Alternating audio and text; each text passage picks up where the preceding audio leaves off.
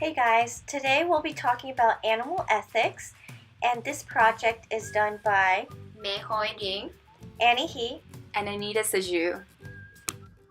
So what exactly is animal ethics? Well, ethics is the part of philosophy that asks how people should live their lives and how they should do good things and right things to each other. Animal ethics is the same, but includes animals. So therefore, animal ethics seeks to examine beliefs that are held about the moral status of non-human animals. You can define animal ethics more broadly, however, by saying that it is about acting for the moral good of animals, by understanding animal-human moral issues through knowledge and reasoning. Thus, animal ethics is a practical pursuit as well as a cognitive study. So, is animal experimentation moral or immoral? Is animal research a necessary evil? So are animals inferior and incapable of feelings? Or is animal experimentation unethical because animals can feel pain just like we do? How does society feel about animal rights? Are they for it? Are they against it? Or do they just not care?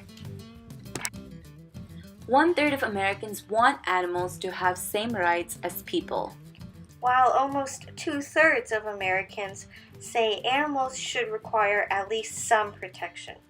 While only 3% believe animals do not need protection. So which category do me, Annie, Anitta, and May fall into? Now we have a video that shows some reasons as to why we think animals should be 100% protected.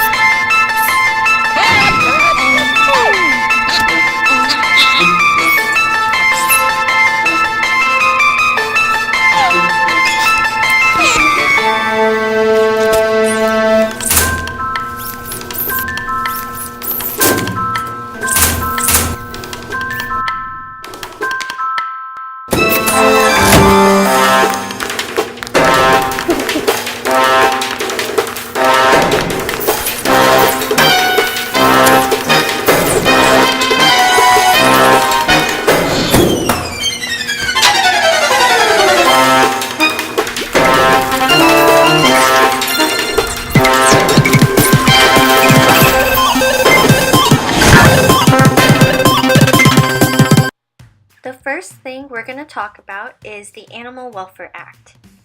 And to start off, we'll talk about the history.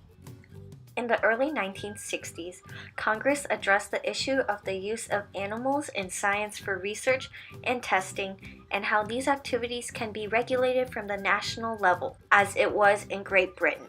Great Britain formed the National Anti-Vivisection Society in 1875, and the first law concerning the use of animals in science passed in 1876. At the same time, there was public and media outcry over a story about how pet dogs and cats were being stolen and sold to research facilities. Owners have even said that they would rather have their animal killed than have it placed in the hands of researchers. Thus, these two topics sparked the adoption of the Animal Welfare Act, or AWA, in 1966. This law first created a licensing system for animal dealers and laboratories that use dogs, cats, hamsters, guinea pigs, and rabbits. Additional amendments expanded the list of animals and the degree of federal regulation in the laboratory setting. Later on, the AWA added the protection of pets against the use of them in illegal animal fighting ventures. The scope continues to expand for AWA, but it will probably soon be limited. Next, we'll talk about the provisions of the AWA.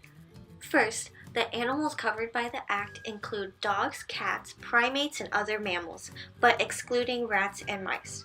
Second, animal dealers, animal exhibitors, and research facilities that use listed animals are the only individuals who must obtain a permit to buy and sell listed animals or register for their use.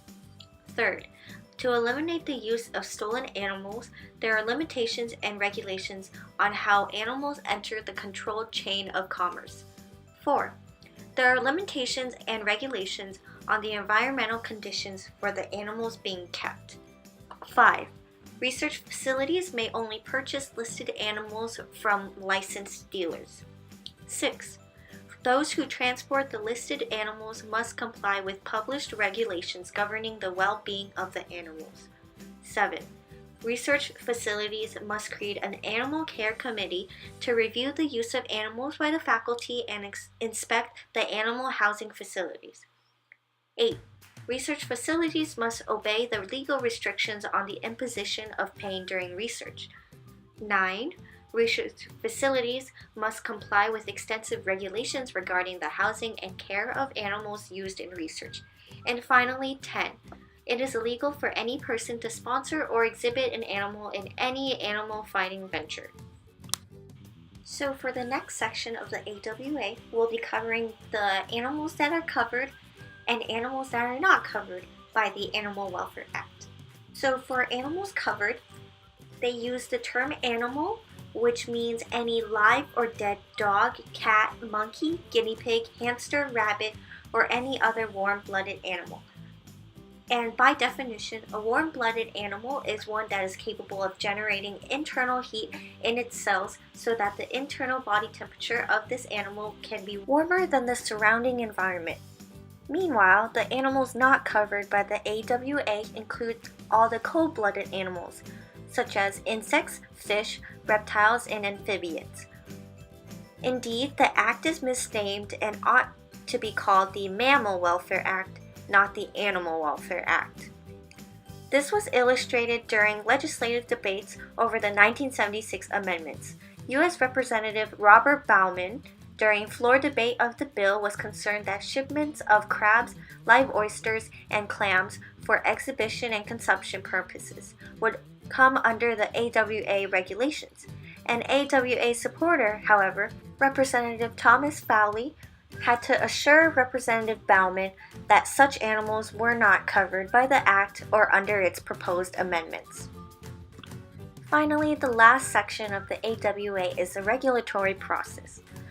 Once a person and his or her activity is within the AWA definitions, then that person needs to fill out an application for a license.